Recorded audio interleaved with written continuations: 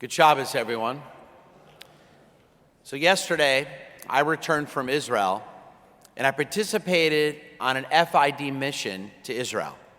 FIDF stands for Friends of the Israel Defense Forces. And I was blessed to go with my son Joshua, other rabbis and their family members, and lay leaders from all over the country. There were 8 conservative rabbis, an Orthodox rabbi, 2 Reform rabbis. We had the opportunity to see the incredible work that FIDF does. Their sole mission is one that I love, is they protect Israel Defense Forces. Their sole mission is to provide support for the health, the well-being, and education of Israel's soldiers. I've always loved their tagline. Their job is to look after Israel. Ours is to look after them. And for 5 days, traveling with other rabbis, family, and lay leaders from across the United States, I learned firsthand that Israel is stronger than ever. I visited IDF soldiers on both the borders of Gaza and on Lebanon. And we had the opportunity to listen to their stories of bravery and courage while offering them gratitude for their sacrifices. And just 2 days ago, we stood at an isolated army outpost on the Lebanese border. I've been to that border many times in the past, but it looks nothing like it did in previous years. That border between Israel and Lebanon is no longer a fence. It's now a wall, almost as tall as this ceiling. And in years past, I've stood at the border knowing that we were being watched.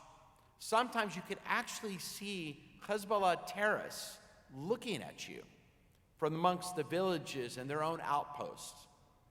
Thanks to their pagers, that's no longer the case.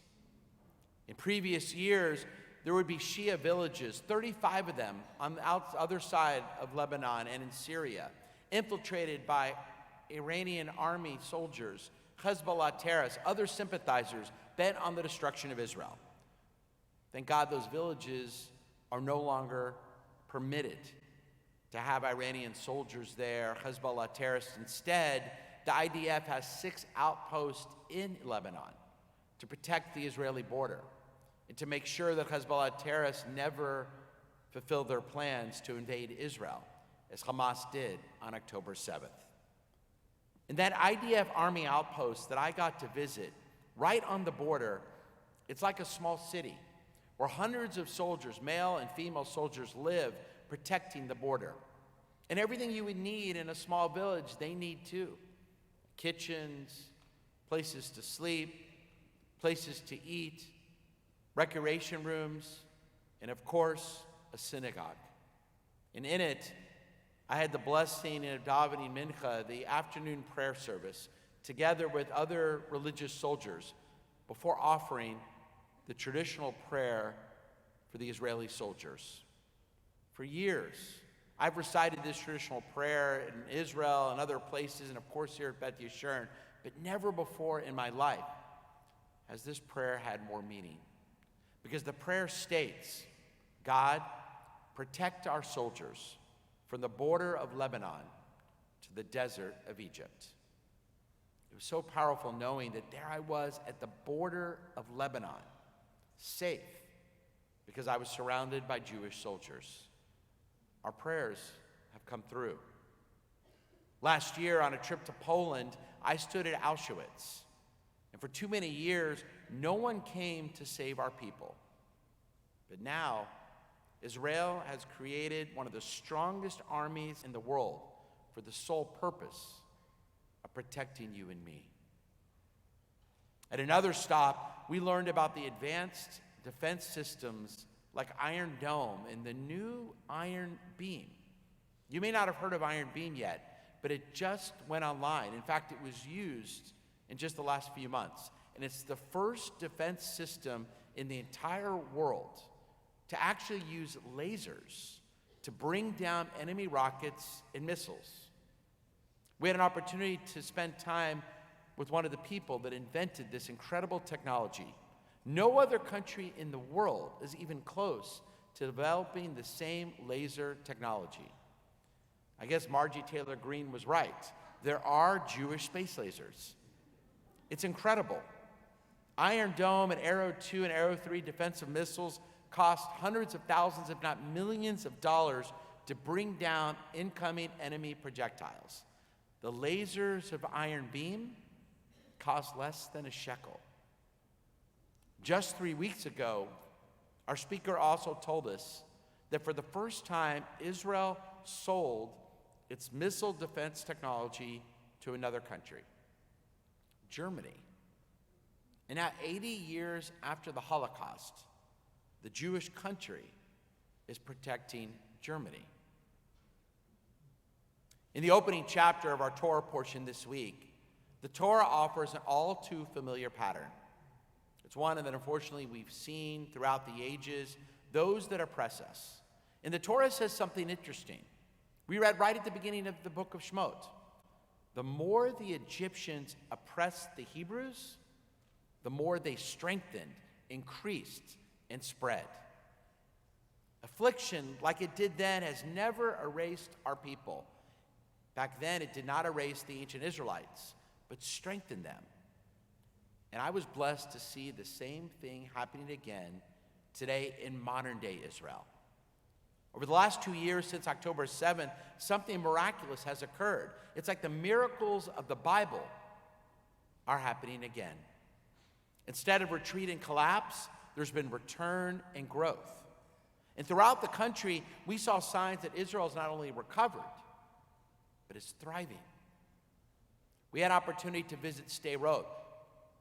It was one of the villages, one of the towns really, that was invaded on October 7th. It sits just over 1.5 miles on the northern side of Gaza. On that day, scores of Israelis were murdered. And one of the most famous clips from October 7th, you see trucks coming in with Hamas terrorists. Today, just over 2 years, not only is that small village rebuilt, more people are living there today than they did over 2 years ago. More people are choosing to live in Sderot in the entire Gaza envelope.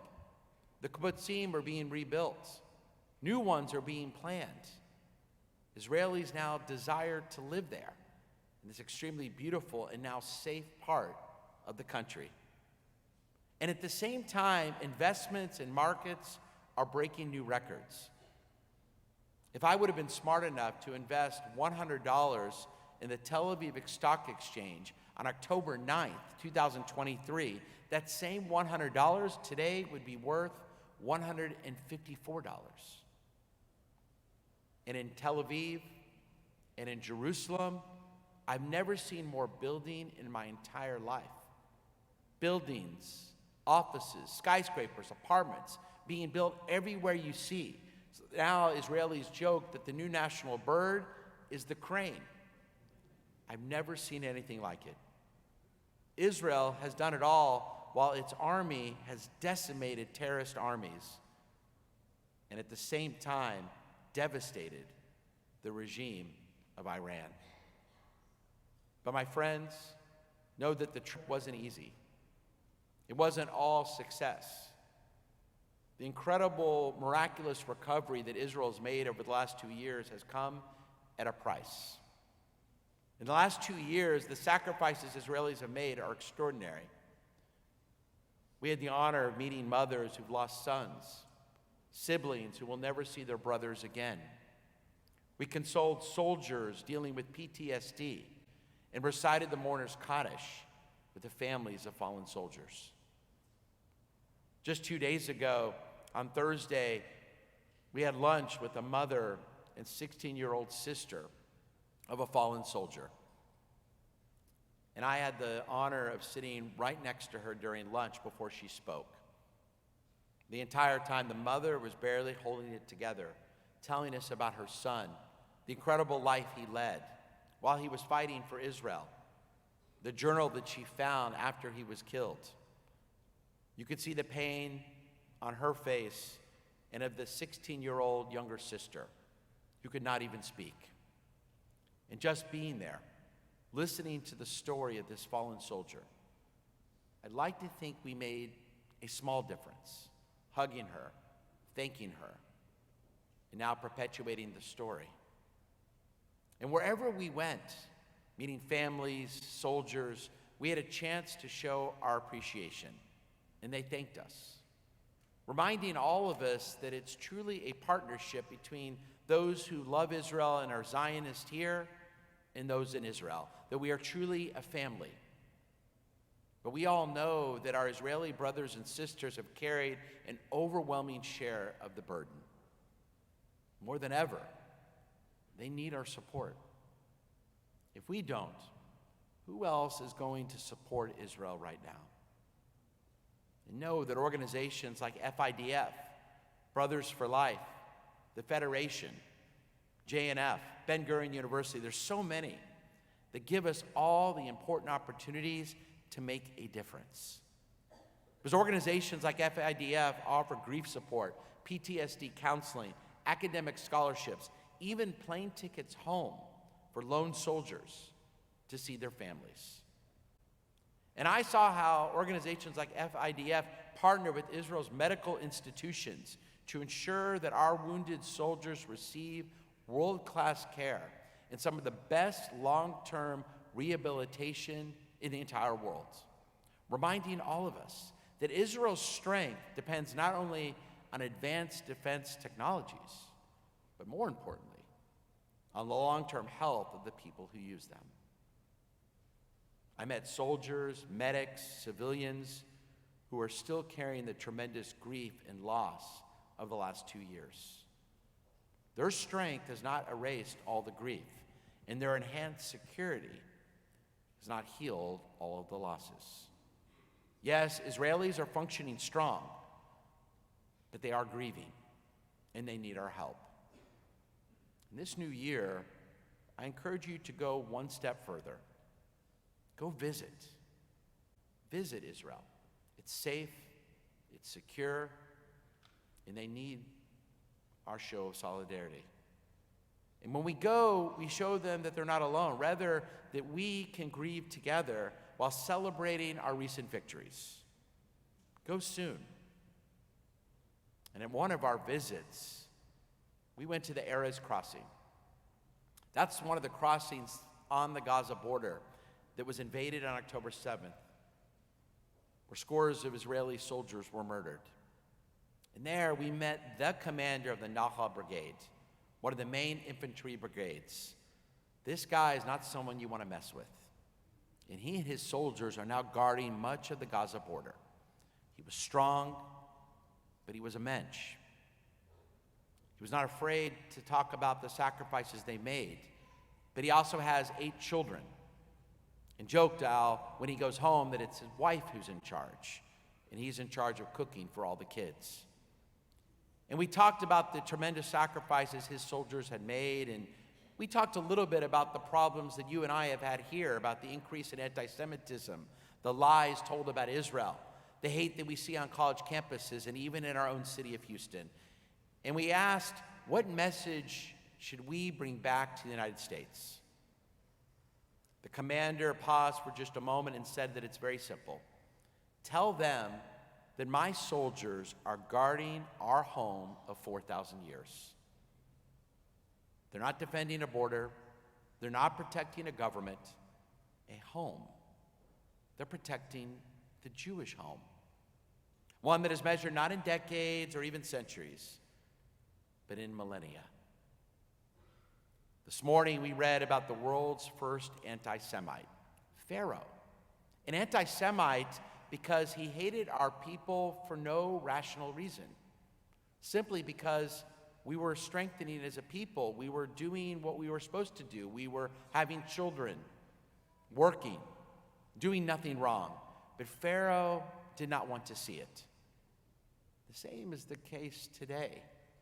The anti-Semites, disguised as anti-Zionists, hate us because we're simply doing what any other nation strives to do, to thrive, to raise our children, to have B'nai Mitzvah, to send our kids to college, to protect our home. And you and I know that our enemies will continue to be there to go after us and the Jewish state. And so he said to us what I say to you today. Join me in declaring a strong and clear response. IDF soldiers are bravely and morally defending the borders of our home, and we support them in their holy work. Shabbat Shalom.